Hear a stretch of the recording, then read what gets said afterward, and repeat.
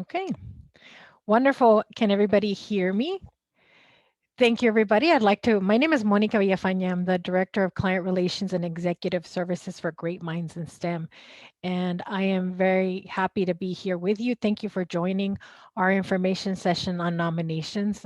We're excited that we're able to share this with you in a virtual capacity. I know a lot of times we have questions that happen throughout the nomination period, and that's still fine, but it's good to be able to share some of the changes and some of the important things we've done. So one of the things that I want to talk about the objectives for the meeting today, we're going to give you a little bit of background on the history of Great Minds in STEM and the nominations and awards, provide an overview of the awards category, talk about special categories and how the awards are selected, share some best practices on nominations, and we're going to review the new nominations portal and answer some of your specific questions.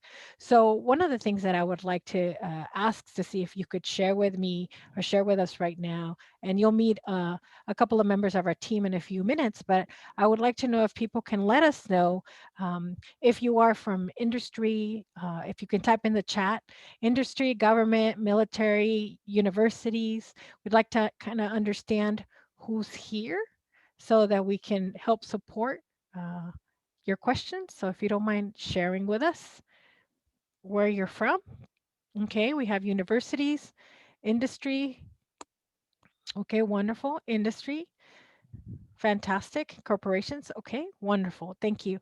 And can you let us know really quick as well if you have nominated before, if you have done a HINAC Award nomination before, or if this is your first time? I know I see some faces who have been First here time. for first time. Okay, Jaime Braverman, I know this is not your first time submitting a nomination. It's good to see you. And so some people have uh, done nominations before, and a lot of people are doing this for the first time. Wonderful. So thank you very much for sharing. That gives us a sense of who we have in the room. And I see, like I said, some really familiar faces, some people who have participated with us in selection committee before. And we will open it up to questions. So please feel free to chat. Our team is looking at the chat, but we will also open it up for questions for you to be able to talk to us and give us some of that information. So, Sonia, would you like to take us through a couple of our next slides? Yes, I think Berta. Berta's going to jump in first. Thank you. Good afternoon, everyone. My name is Berta Aro, and I'm the Director of Business Development here with Great Minds in STEM. First, we want to start off by saying information about Great Minds in STEM, and this is really why we exist. Our core vision is to be a national leader in keeping America technologically strong by promoting science, technology, engineering, and math careers, especially in underserved communities. Our approach to how we conduct programs is by providing STEM education, outreach, and recognition programs that create awareness, advocate readiness, and celebrate success. Great Minds in STEM actually exists because of the HINAC Awards. Great Minds in STEM started to showcase the HINAC Awards back in 1989, and this was our core program at the time. And through this National Peer Review Awards, GMIS honors our country's top Hispanic STEM professionals and showcases role models who can light a path for young people to pursue careers in STEM and motivate professionals to continuously connect with the Hispanic community. Really, we're looking for role models and also people that are world-class STEM professionals that happen to be Hispanic. Hi, my name's Sonia Martinez, and I serve as the Chief Academic Officer for GMIS. So as Berta shared of how the HINAC award process is a legacy program for us, it was as important for us to have a selection process that represented the rigor, the validation for the honorees. So right from the very beginning, we asked our academic host university, Rice University, to provide us with the leadership from their campus to lead this process. Dean Carroll, who was the Dean of Engineering at Rice and a National Academy of Engineer member, helped us design this process, where if you look, it's a peer review and it follows the model of the National Academy of Engineer. So we're proud of this process. We maintain this process throughout the years, and we appreciate that we have many volunteers who serve on the selection committees that we engaged, and you'll hear a little bit more about that. But we asked the chairs of the academic hosts to serve as the leads for this process. Now you're wondering why nominate? I think you will share with us and understand and relate to the fact that this is a very prestigious group of individuals and that we are honored to be associated with them. So for the past 33 years that we have done this process, we have honored over 1,150 engineers and scientists from all walks of life, from all industries and at different stages of their career. But this is a great credential for the individuals and for the sponsors as it helps you identify emerging talent in your organization and helps you provide a way of recognizing them. Also, top management who has been very successful and accomplished in their fields. This is another way of showcasing them and let them serve as role models. We as I mentioned before, we have the review process that we have. And because of that rigor, we've been able to recognize and individuals who have very national rankings and high stature in the different organizations. Um, we also see throughout the years, and Monica will share some of the names of the individuals who are on this slide, but even through this process, it helps our partners be able to recognize individuals, and this award helps play a significant role in showcasing them, showcasing the organization's diversity efforts, but even helping retain some of those individuals in what they're doing. So just to share a little bit about whose pictures you see here, we have Dr. Dan Arvizu. He won one of our awards early on. He is a leader in energy. He had gone on from working at heading a national lab, and now he's a chancellor of a university. We also have Dr. Elena Choa. We honored her when she was a most promising engineer, right when she had first started working, and she ended up being the director of NASA. NASA Johnson Space Center, and one of the first Latina to go to space. We also have our recent Engineer of the Year, Jessie Ortega from General Motors, and Madeline Salazar. I like to put her up here because she's one of these individuals that came up through our education programs, through our Viva Technology programs, ended up going to MIT, winning some of our scholarships, and was nominated by her company and won Most Promising Engineer. Just to share a few, Dr. Mario Molina is a Nobel laureate who was also instrumental in finding the hole in the ozone layer. So important individuals who have won prior to and or after they have done incredible things. And not to say that you have to be a Nobel laureate to be a part of the HENAC award, but again, there are individuals in the entire spectrum, and we're going to share some of those categories and how many of these individuals have won and gone on to incredible careers, and some who have been already in an incredible position, right? And gotten an award for that, as well as all kinds of things that happen in industry, government, and the military that we want to share, because that is the most important thing, to show paths for individuals for our awards, show paths for individuals to follow and show different career trajectories. So we wanted to share some of the awards that we have. We have the HENAC Awards, which is the ones that you start nominating for, and all awardees are the ones who, everyone who gets awarded for a HENAC Award starts out as an award, one of the categories in the nominations that we have. We also have Luminary Awards and STEM Hero Awards. All of them come through the same process. Okay, so you nominate for one of the HENAC Awards, and then if they qualify for a different award, or if the selection committee recommends them for a different award, they will go through the same process. So it's just one pool of nominations. These are the basic categories that we have for the awards We have executive excellence, lifetime achievement, outstanding technical achievement, community service, most promising engineer or scientist, several levels of that, professional achievement 1 and 2, higher education, and entrepreneur. And I'll explain a little bit about each one. I really urge you when we finish to download the nominations brochure. Every single one of these categories that you can nominate for, there's more information as to the type of individuals who you should be considering. We also want to make sure that when you are nominating, if you are unsure of the award category, if you think that you're in between years, nominate anyway, and we will make sure that we will check on the back end, and we'll share with you a little bit more as to how there are some safety nets for that as well, and how we are improving that process as we move forward too.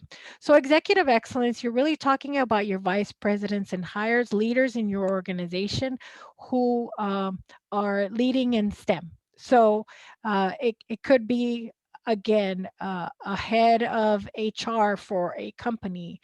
One of the things that I would like to recommend is that if your titles in your organization are not necessarily the traditional titles, please make sure that if this is an executive considered in your organization, a very high leader, but they have a director title, you need to let us know. So those are the type of things that we will go through. Lifetime achievement.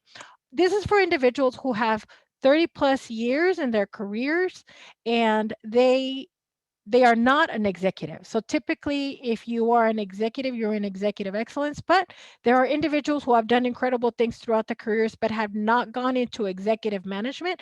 Those individuals over 30 years would be in lifetime achievement. Outstanding technical achievement. Again, those are the individuals who have gone completely technical or research based in their careers, and they have done things that have advanced. It could be society, it could be their company, etc. Community service is just that. Individuals whose job is not to serve the community, but they do it anyway. So these are individuals who have engineering and science positions who are serving the community and promoting STEM to bring up the next generation. They do this outside of their job. That is very important, and we'll share why in a few minutes. Most promising engineer or scientist, bachelor's. We have several categories: bachelor's, master's, and PhD. Those are individuals who are within 8 years of their last degree. So they need to, I'm sorry, I'll clarify that, but from their last degree. And when you're talking about individuals in the higher degrees, master's and PhD, it has to, for them to qualify for most promising, the degree in the master's and PhD levels has to be a STEM field. If it is not, for example, if someone has received a master's in business administration, for example, it's wonderful that they have a master's. It will be taken into consideration when the reviewers are looking at it, but that individual would no longer be most promising scientist or engineer in that level. It would be, they would go into the professional achievement level, and we'll go into that. Professional achievement, again, is individuals with over 10 years, and I misspoke. That changed. The most promising is up to 10 years. Professional achievement 1 is 10 years and over in their careers. Professional achievement 2 is 20 years and over, and that's where lifetime achievement, 30 years. We also give awards in higher education. It could be in the administration section, or it could be in as well as in the professors, university professors, etc. We will look at them differently. And then entrepreneurs, individuals who have started their own business and have gone on to work in STEM fields. The ones that I just covered previously are the awards that you can nominate for. Those are your choices. We have other special awards that individuals cannot nominate for, but these awards come out of the selection committee. So the selection committee gives us recommendations, gives the chair of the selection committee recommendations when they see individuals may qualify for these awards. These are the engineer and scientist of the year. They can come out of any category as long as the committee recommends to the chair of the selection committee, which, as Sonia mentioned, is our academic host, deans of engineering and science. There have been sometimes when we have one individual or multiple deans chair the selection committee. And those recommendations are given to the chairs by the committees themselves. Every nomination category is reviewed by a specific committee to that category. And again, it is peer reviewed. We make sure we have individuals come into those committees who are in STEM and working for companies that are STEM based. The Santiago Rodriguez Diversity and Inclusion Award, that one as well, you can link on it, but that one is someone whose job it is to improve diversity and inclusion in their company. So the difference between the Diversity and Inclusion Award and community service is that the community service, not their job, they do it outside of their job description. In diversity and inclusion, it is part of their job responsibility. Little slight difference. Albert Baez Award is given to an outstanding, technically achieving person who also does world-class good in the community. So Albert Baez was a physicist who discovered X-ray optics. He was one of our first honorees, but he also did a lot of good in communities in third world countries. He had organizations that helped individuals grow sustainable food, for example, and that we named the award after him. He's our Albert. Our Albert Einstein, right? Our Albert Baez, he's our Albert. Our Pioneer Award is an award that is given to an individual who has done something that hasn't been done before and something that is breakthrough. And again, the committees will look at that. The Chairman's Award is given at the discretion of the GMIS chair, and that has been given to different individuals who have done wonderful things for our organization or for society. And the Vanguard Award is an award that is given to a non-engineer or scientist who is promoting engineering and science. An example of that Vanguard Award has been given, for example, to a president of Cal Poly Pomona.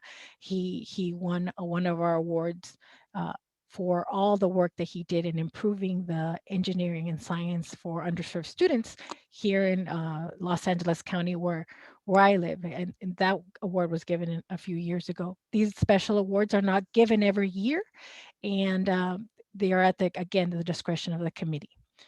Sonia, Berta, did I miss anything? Oh, that's great. Okay, wonderful. Oh, thank you. Thank you. And Berta posted the link to the nominations brochure on the chat. So because I know there we have a lot more detailed information, right, Monica? Thank you. So I'm going to go through the components of a complete nomination. When you go in, and we'll show you what the portal looks like, there's an online nomination form that asks for a lot of detailed information on the nominator and the nominee.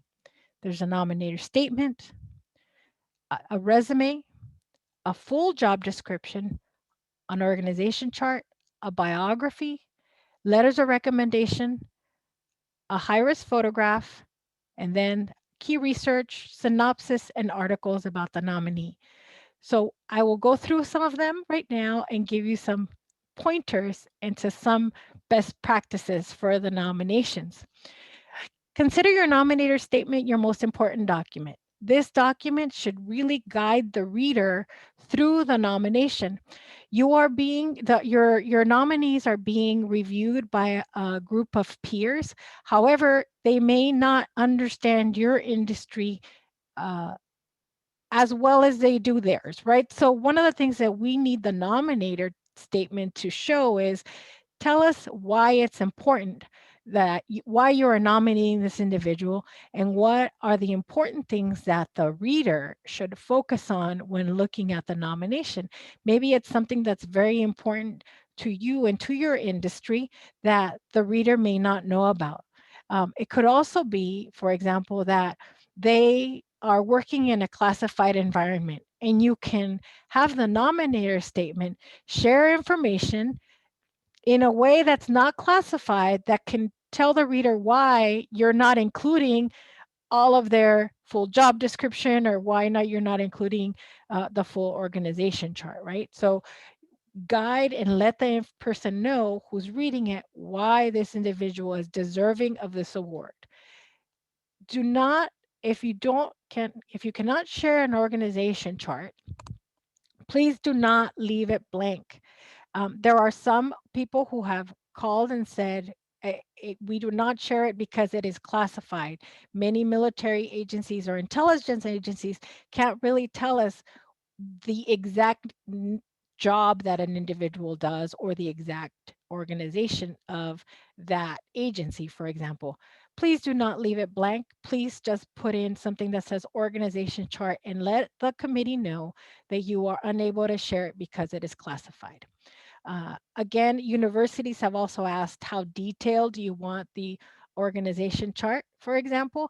And it doesn't have to be extremely specific. If it's a professor, for example, let us know who the president, who the dean, or maybe it's a college, the dean, and then where the professor falls. So we do not need the entire organization chart of the university system.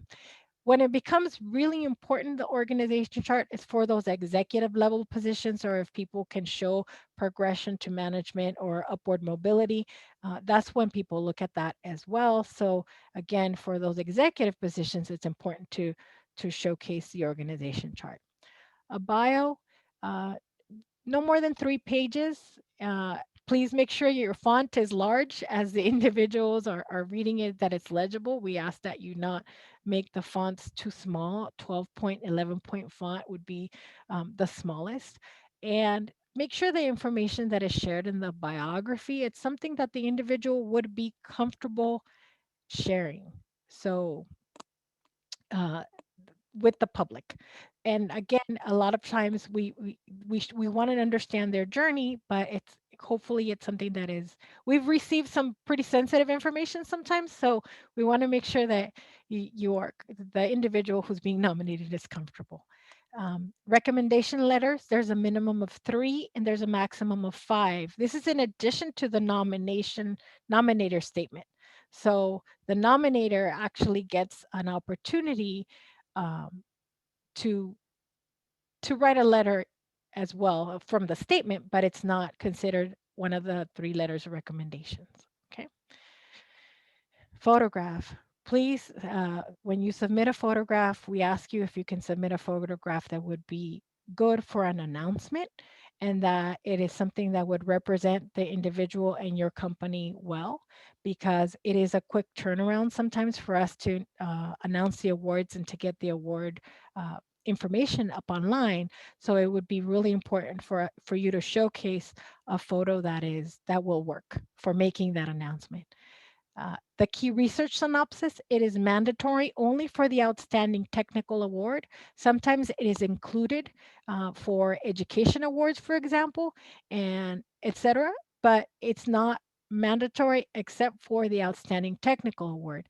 And we ask for a summary because the selection committee is reviewing many nominations, so they really can't read entire papers or videos or that, in that sense. At this point, we ask for a summary of research and or publications. Okay. And then articles. If there's an article, if there's awards, if there's other additional information, we call it articles about nominee, but sometimes your work might do a write-up on someone, or there might be something that came out online about an award they received, etc. That's where the additional information comes in. So that's what's available. Nominations portal is open.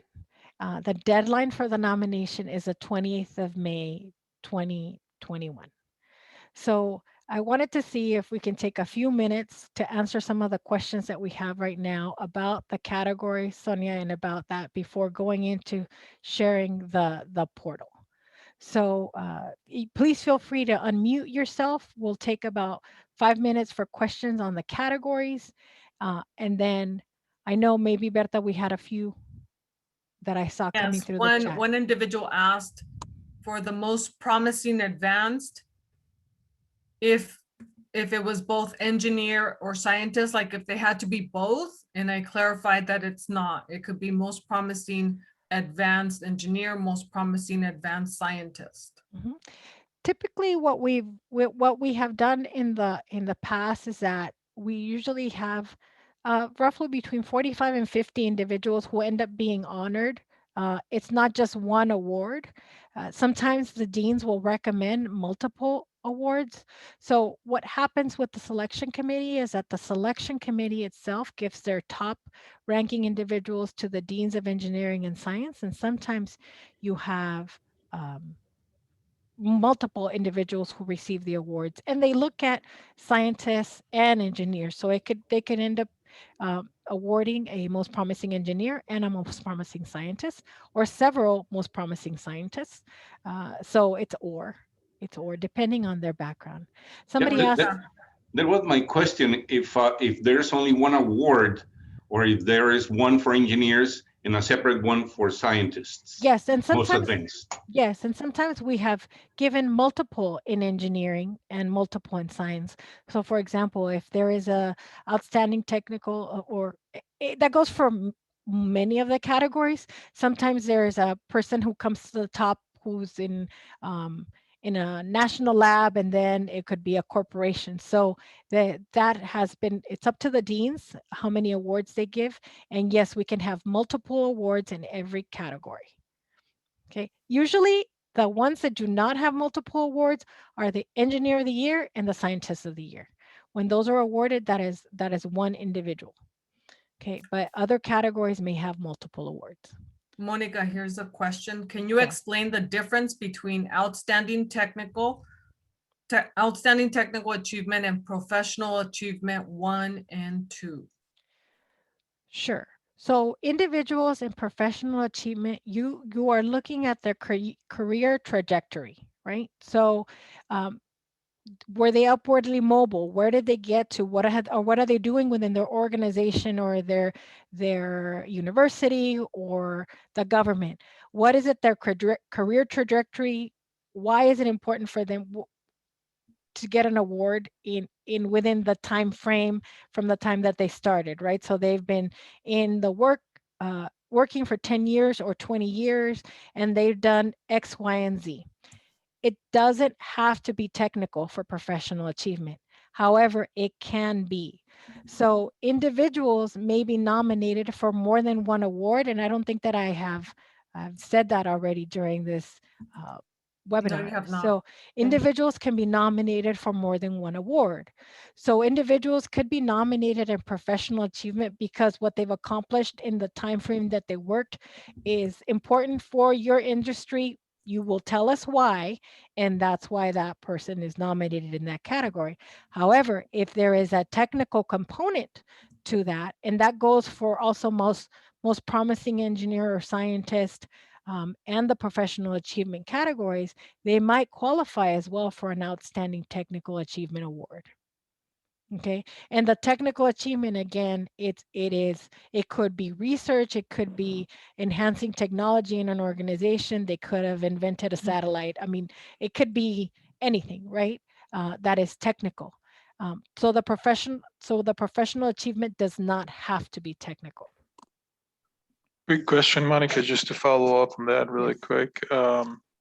So if one individual is nominated to more than one award, let's take the example of technical achievement and professional achievement. Yes.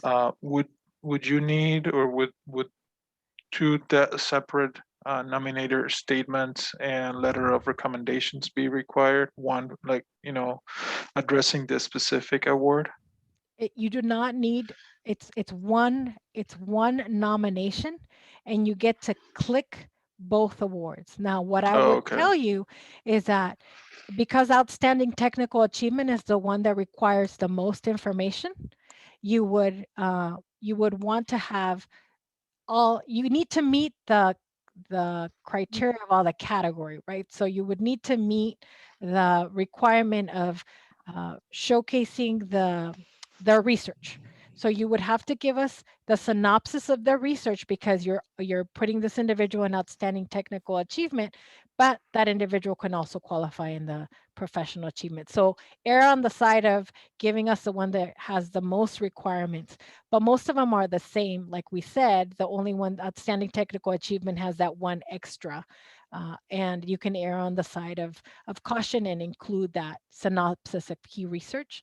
We also look to see if individuals qualify for a second category within our organization. Sometimes the selection committee will also move an individual and say, hey, this person should also be considered in this other category. So there are a few places where if you nominate someone and we see that they also qualify, and it usually we will add them. So it usually happens that the outstanding technical achievement folks will qualify for other categories. That's kind of the easier one to share, that they qualify. If someone's an executive, they don't qualify for professional achievement. So professional achievement 1 and 2 are non-executive. So if someone made an executive position and they're within 10 years of their career, they would automatically go to executive excellence. Okay, so those are professional achievement are for non-executives. Here's a question. You kind of answered it, but in case you want to Yeah. add anything else, to be most competitive, do you have to meet all criteria elements for the award criteria description? You know, you should try to meet most of the elements. A lot of times it depends on your industry. The more criteria you meet, the better. And the selection committee, it is peer reviewed and you are competing. You never know who's in the nomination pool. I wouldn't discourage you from nominating someone if you felt something was not quite as competitive, but everything else was there. You could still definitely nominate the individuals, but they are competing against their peers, and we can never tell who's part of the pool at that time, right? So the more information you can provide, the better. You really should submit a complete nomination though. And that's why it's important, because the individuals in the selection committee are making sure that it is complete. And also our system now, and I'll show you in a few seconds, because I'll show you what it looks like, won't let you submit until you have all the things that are required.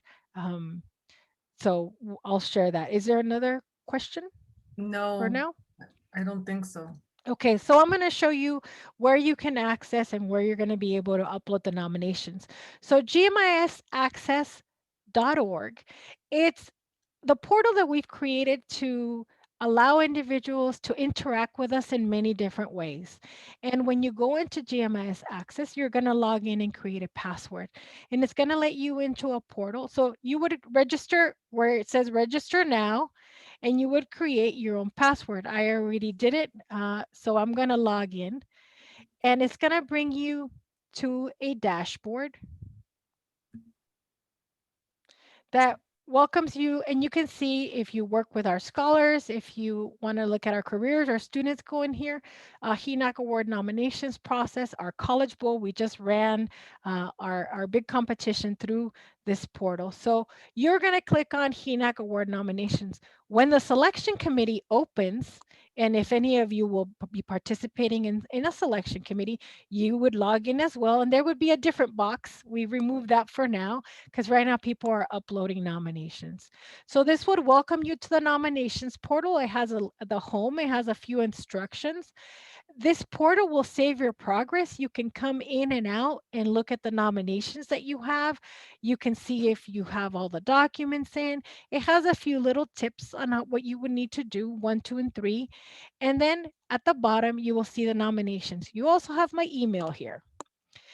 And you can download the brochure from this section as well on the nomination criteria. So again, it will allow you to go in and download information, and you could always email me if you have questions.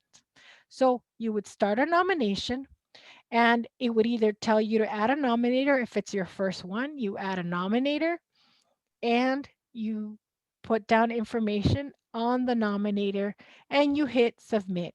One of the things that I want to remind everyone is to make sure that you always hit submit. I already did this for us to start, and you see that I have myself as a nominator. Many of you will nominate multiple people. And if you have multiple nominations from the same nominator, you don't have to retype the information. You just actually click on that nominator again, or you can add a different nominator. You also have a nominee list up here, and I started one. So as a sample, I can view the information that's there. I can edit it. It tells me if it's complete or not complete. So I'm going to show you what you will do. Chula is my dog, so that's why you have that name on there. And I'm going to remove it. I also needed to make sure that I could remove the nomination that wasn't a correct one. So once you type in all of the necessary information, you need nominee contact information on where they work, their undergraduate and or graduate degrees. So it allows you to put in multiple degrees. The information hasn't changed from what we've done in the past, and what award category you're selecting. So I selected community service here, but I could also select executive excellence and submit this information. It'll tell me when if my form is complete, and it'll allow me to add files. If my form wasn't complete, it wouldn't allow me to add files. Then it tells you all the different files that you need to add. One of the improvements that we made, and this is going to be a big change for all of those organizations who have been putting a beautiful nomination packets together. It doesn't mean that they cannot be creative anymore. However, we ask you to upload each file individually. This was a request by our selection committee. We did it in virtually for the first time last year. It worked very well. However, we've made some improvements, and this way they can go back to specific documents and not look at just one PDF. All of the documents, we're requesting them to be uploaded in PDF format, except for the photograph, which is a JPEG. But on this, you can choose the files that you want to upload, and it'll allow you to upload whatever your files. I'm just putting a random PDF here. You will go in through each one, and you can change it. Okay, so I'm going to choose a file for a synopsis of key research, and it will also tell me when I've uploaded my files correctly. So I upload my files, and all the files that I put in there, it will give me a note that says, thank you, I just uploaded all these files. And it will tell me that my nomination is ready to submit. If I'm not ready to click submit, I can go back, but this nomination list tells me if I've completed a nomination. I had another one that I started that has no nominee. I can edit this and then start my information and nominate again, right? So this information, again, will tell you whether or not you can also delete a file if you no longer want to complete that nomination. And once you hit submit, that's it. Your nomination is in the system, but before you hit submit, you can look at all this information now and edit it and remove files. And if I no longer want to have the old nominator statement, I go back to my add files, and I can replace this nomination statement with something else. So somebody asked a question, is there a specific format for the resume, nominator statement, etc.? No, we do not have a specific format. We ask that the nominator statement be 1,000 words or less. And the resume can be a resume or a curriculum vitae, depending on, some people have a bio sketch from like NSF. Depending on your industry, it can follow that format. It just means that it just needs to be in PDF. And another question has, what if you have additional supporting documents you want to upload it that's not in the criteria? You upload those those documents in the articles section. So you would go to your last one. This is the articles. Oh, I have a typo, but I will change it. It should say articles or additional information. What you would do for anything extra, you would create one PDF and choose that file and submit any other supporting documentations in this section. Okay. So And that- Monica, yes, I think you shared, but all these different we're looking for PDF documents for all of these, except for the photo, which can be a JPEG, right? Mhm. Correct. So it doesn't mean that they can't be formatted the way your company normally formats. I know that sometimes your organizations do sections, for example, as long as they are titled, the PDF, it's a PDF of however you want to submit it. So it's not a very specific format. You can enhance your nomination by putting graphics on each document. That is fine. It is not a requirement, however, as long as you submit a PDF. So again, this is more to make sure that individuals have the same access to the information. It is stored. You can now go in, like I said, and edit, start your nominations, and don't have to worry about having everything already. I also have access, administrative access on the back end. So I'll be able to make sure to see, okay, you're missing something, to nudge you, to be able to let you know, um, hey, this document came in. Let's say that you submitted a document in the org chart that wasn't an org chart. I will be able to go in, and our team will be able to review them electronically, and this system allows us to communicate with you better than the one we had before, where we had to do a lot of transferring. So we're excited because the people in the selection committee will also be able to go in and look at all of those documents. Great. Well, Monica, thank you for sharing all that information. That's why you're definitely our expert on the nominations process. So thank you. So now what we do here is what happens after you nominate. Well, we have the GMIS Summit, which is in July, the week of July 11th. And this year will be virtual. Last year was our first time being virtual at the summit, and this year it was very successful. So we'd like to do that again. Two groups come together during the summit. One is the selection committees, and secondly, the conference planning committee as well. But with the selection committee, we have individuals who volunteer to serve in these roles, and they come together. They read all the different category, the applications, they score them, they review them, and they make recommendations to the chairs of the selection committee as to who are the top candidates. And so that'll be happening that week as well. When we then meet with the chairs of the whole nomination process, the deans will bring forth those top categories, those top candidates to consider, and working with the deans the following week we'll be having making the final selection. So it's a quite rigorous process, and I know maybe some of you have participated in that. Of course, we invite you to be part of that process as well, and so we'll be putting a call out for volunteers for that as well.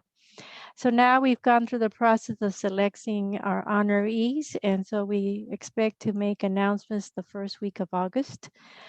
We, of course, will contact first the nominators or the key contact and make sure and let you know and prepare the content, the messaging to make an announcement of the honorees. The announcement will be online through our website, and we'll promote it through social media.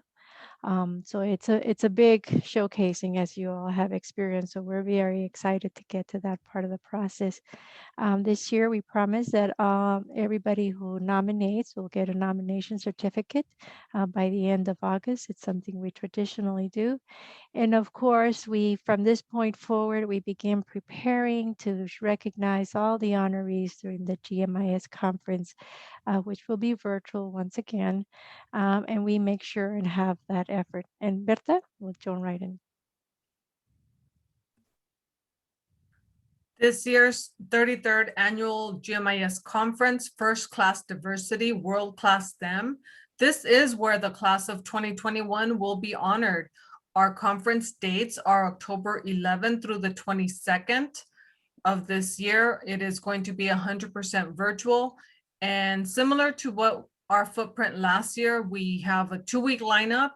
And the second week is where we incorporated the recognition events. And so we have all of these opportunities, plus all of the honorees are recorded, and this will also live on through our YouTube channel as well.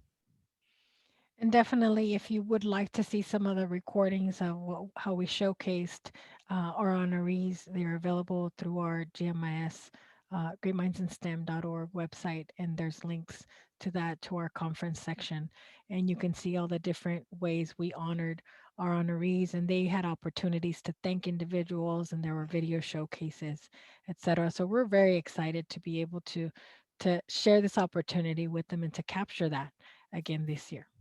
And so this brochure that we had on this previous slide is our full conference brochure. And this includes all of the opportunities that we have for executives to have podium time during the events. So any special recognition, any additional branding outreach that your organizations may be interested in, this brochure has all that information for anything, especially when it comes to honoring your honorees. If you want to showcase and be an event sponsor, please connect with us. Definitely. And thank you, Berta. And on that dashboard where you had the nominations, we also have a link on the side to the GMIS conference brochure if you're interested in any other conference opportunities. So at this time, I would like to stop sharing my screen, and I would like to, this is the information where you can ask questions. Again, if you need a short extension, our goal is to honor as many individuals as possible and to showcase as many stories that we can. So if you are finding yourself that you need a short extension, that the May 28th deadline, you're almost there, but you can't do it, please reach out to me. And you have my email. We will make sure that everyone who's on this webinar can also have access to the slides. So I'm going to see some of the questions. I'd open your mic if you'd like, but I'm going to read the first one that I see here. If we have only one contact per corporation submitting the nominations for all internal employees, will they be contacted if the nominees win, or are the nominees contacted directly? Great question. So Sarah, if you are the one who is uploading all the nominations, and you are the key contact that would like to be notified if you have any individuals who win, we can definitely do that. Send me a note and we will go ahead and do that. Not everyone, so you do not have to be a GMIS sponsor to win an award. I want to make sure that we make that very clear. We do have a lot of companies who have nominated for many, many years and have key contacts who upload all the nominations. They may have different nominators, and we will let the key contact know. But you do not have to be a sponsor if you to win and or to nominate. So again, any questions you may have, if you have any doubts, please feel free to send myself an email, and we will get back to you as soon as we can to give you as much information as possible to make this a smoother process for you. Anybody would like to ask any questions, any comments? I know we have winners, people who have won awards and people who have been part of the selection committee process on the webinar. So if anyone has any comments or questions, please feel free to open up your mic.